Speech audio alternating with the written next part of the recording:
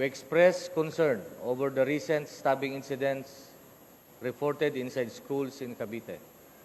Violence has no place in our schools. Our learners, teachers, and school personnel deserve an environment that is safe and conducive to learning.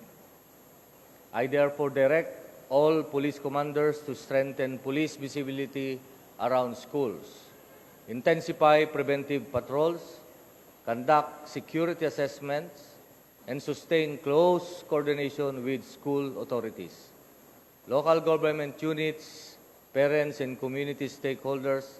Let us remain proactive and vigilant in addressing threats before they escalate into incidents.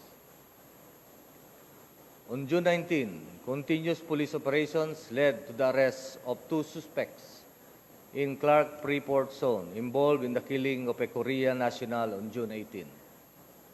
This swift resolution is the result of firm, coordinated police work supported by CCTV, intelligence efforts, and close cooperation among our units and partners.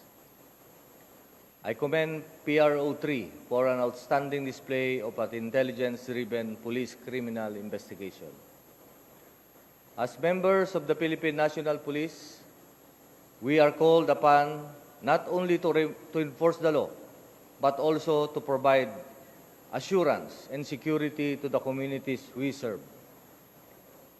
Whether responding to disasters, combating criminality, or protecting our schools, our presence must always inspire confidence and trust.